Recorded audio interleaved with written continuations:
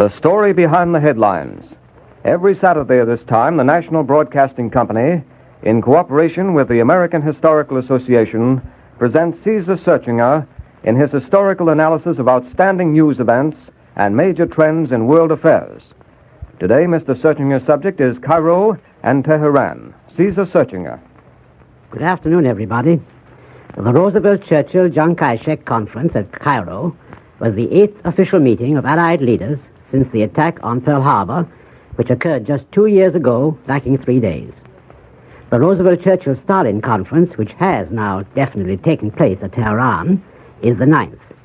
If we include the visit of Mr. Churchill to Moscow in the fall of 1942, we have a record of 10 inter-Allied or United Nations conferences, which, like so many milestones, mark the progress of the war against the Axis powers.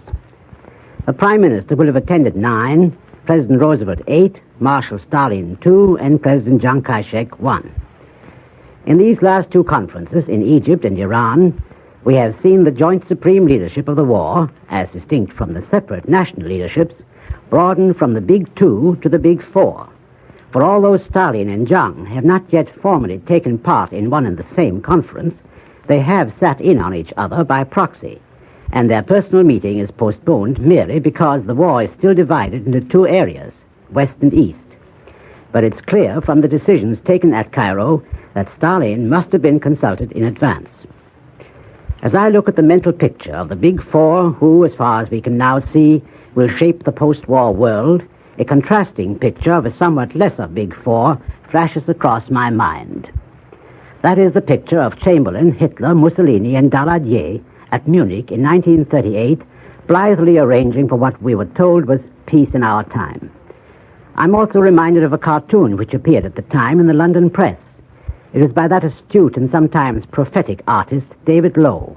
It pictured the four men, 2 dictators and 2 prime ministers, sitting round the table, settling the fate of the world.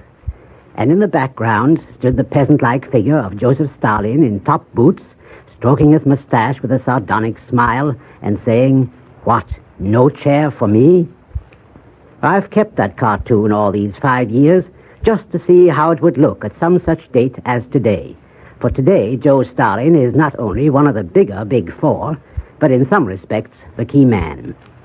The very idea of any of us 5 years ago looking upon those 4 puny Europeans as the Big Four of the world strikes us as ludicrous today.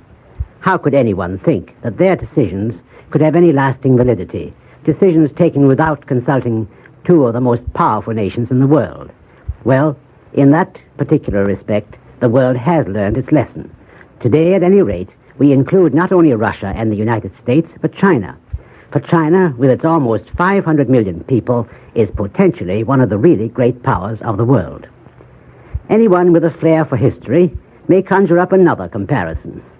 For there was an even earlier Big Four that held the fate of the world in its hands at the end of the First World War. It consisted of President Wilson and Premiers Lloyd George, Orlando, and Clemenceau.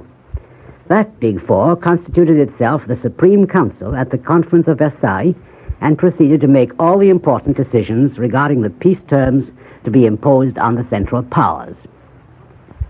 But pretty soon, one of the 4, the Italian Premier Orlando, left the conference in a huff because Woodrow Wilson had appealed to the Italian people over his head. And thereafter, the decisions were taken not by the Big Four, but the Big Three. Clemenceau, nicknamed the Tiger because of his ferocious fighting qualities in debate, Lloyd George, the nimble-minded realist and compromiser, and Wilson, the evangelist of world unity and peace. The diversity of their characters and interests made it certain that the Treaty of Versailles would be a hodgepodge of idealism, vindictiveness, and political expediency, something that would satisfy nobody and settle nothing for long. Marshal Foch, commenting on the situation, said this: "Let the armies stand at ease. The war is postponed for 20 years. That was in 1919. War broke out again in 1939. 20 years. Now, some say the peace didn't last because it was too soft. Some say it was too harsh. Whether it was too soft or too harsh, it failed. Why? Because it did not correspond to reality, to the inexorable laws of gravity and force. Russia was excluded in advance. Then the United States withdrew into its isolationist shell. The Big Three became the Big Two, Britain and France, and they eventually ceased to agree, setting out in search of new partners or friends. In any case, they did not represent the peoples of the world any better than those ridiculous Big Four that were to meet at Munich in 1938. The Big Four of today certainly do represent the great powers, the mightiest physical forces in the world, actual and potential, now and after the war. Whether they represent truly and fully the great moral forces of the world, the aspirations of the great and little nations, the hopes and dreams of the little men all over the world, only the future can reveal. When we first read the Atlantic Charter in August 1941, the idealists among us were thrilled. It had some of the old Wilsonian ring. It stirred anew the hopes of a better world. It promised not merely retribution, but justice for all in this erring world. Today, much of that crusading spirit has given way to a new short-range realism. Wrongs are still to be righted, but they are chiefly the wrongs of our enemies, back to a carefully chosen date. If, for instance, we read the Cairo Declaration carefully, we find that Japan is to be punished for her aggressions and stripped of all the territories she occupied since 1895. That includes the formerly independent Kingdom of Korea, annexed by Japan in 1910. It includes the Kwangtung Peninsula, seized in 1898. It includes Manchuria, with its almost 40 million people, subjugated by Japan since 1931. And, of course, it includes the hundreds of Pacific islands entrusted to Japan by the League of Nations as mandated territories after the First World War.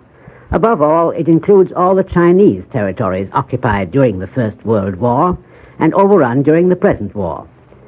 But nothing is said about the former Chinese territories seized by other countries back to 1842, such as Indochina and Hong Kong. Nothing is said, moreover, about the vast territories of the Netherlands Indies, some of whose populations are as ripe for self-government as are the Philippines.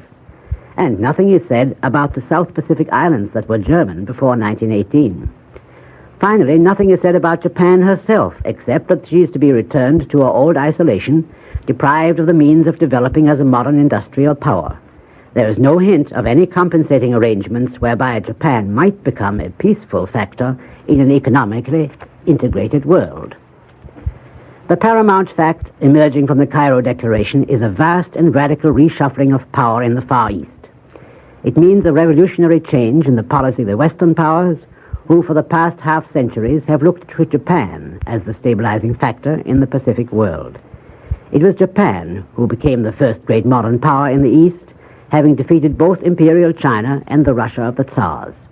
It was Japan who became the great ally of Britain by the Treaty of 1902. It was Japan who was permitted to get a strong foothold on the continent of Asia by annexing Korea and Kwangtung. It was Japan who succeeded to the German territorial holdings in China and who was given the mandates over the strategic islands of the Central Pacific after the First World War. In the Washington Treaties of 1922, Britain and the United States pledged themselves not to fortify their island bases east of Singapore and west of Hawaii. Yet they did not prevent Japan from illegally fortifying hers. This made Japan indubitably the dominant power in the East. It also foredoomed China, either to eventual partition or to subjugation by Japan. China, all this time, remained the pariah among the great nations, to be exploited economically and completely defenseless to aggression from any side. China continued to be subjected to the unequal treaties which gave the Westerner in China extraterritorial rights, immune to the power of Chinese law. These treaties were not abrogated until this year. Chinese customs were collected by foreign officials, her rivers patrolled by foreign gunboats, her great ports turned into colonies for the management of Chinese industry, labor, and trade. Well, today, the Cairo Declaration proposes to reverse the course of a century's history and substitute victimized China for aggressive Japan as the dominant power in the East.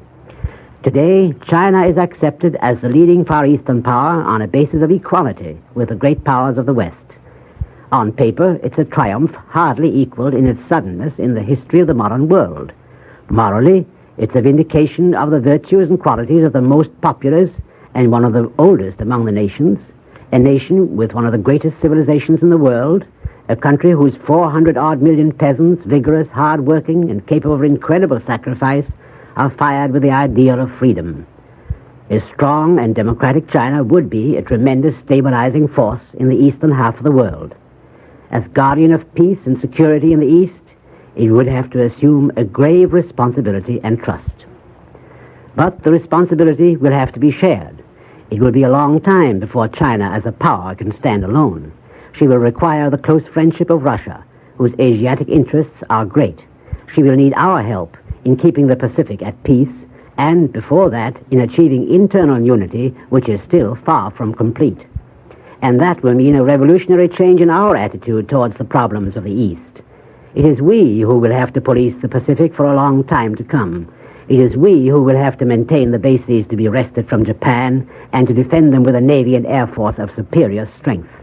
We and China, at either end of the Pacific, with the friendly cooperation of Russia and Great Britain, will have the job of bringing and guaranteeing self-government and prosperity to the millions of Asiatic and Pacific peoples whose long domination by the white races has paved the way to the easy aggressions of Japan. That, and nothing less, is the implication of the Cairo decisions. We are still waiting for details about the conference at Tehran between Churchill, Stalin, and Roosevelt. All we know is the bare announcement from Moscow that the three men have met. At the time of the Moscow conference near the end of October, I said this: when the top men actually meet, we shall know that the conference has been a success. That moment is now. We do know that basic agreements reached at Moscow came up to expectations, and maybe more. But on the basis of this understanding, much else will have to be settled. There is the question of Russia's relations with Poland, quite apart from the territorial question, which has been postponed by consent. In other words, it will be allowed to settle itself. There is the question of Turkey, or, to be precise, the Turkish Straits, which have been a bone of Russian contention since Catherine the Great. During the last war, Russia was promised Constantinople and the Straits. She lost her chance, as she lost much else, by going communist and falling out with the Allies. Turkey, then, was on the German side. Today, when she seems about ready to climb off the fence on our side, does it not seem imperative that some sort of understanding is reached? Here, at any rate, is one of the thorny problems of the war. Finally, of course, there is the question of Russia's plans in the Far East, which in part may have been answered at Cairo. In any case, if it did come up at Tehran, we shall not be told, for a very good reason. What we shall be told will not be merely for our ears, but chiefly for the big ears of the watchful waiters in Tokyo and Berlin. The best hope of the future as of this date lies not so much in these international declarations, but in the persons of the leaders themselves, and in the fact that they have achieved such unity of purpose as they have done. There is one thing these four men have in common. They all came to power in a world that was big with change. Three of them are the inheritors of social revolutions which they must guide into an ordered course. They are strong men. They have weathered terrific political storms. They are men of destiny, true leaders of this turbulent time. We hope it will not be possible 5 or 50 years hence to make them appear ridiculous like the so-called Big Four of Munich, or futile like the Big Four at Versailles. Good night. You have been listening to Caesar Searchinger, whom we have presented in cooperation with the American Historical Association. Next Saturday, Caesar Searchinger will be back with another Story Behind the Headlines. The Story Behind the Headlines is a public service feature and has originated in New York.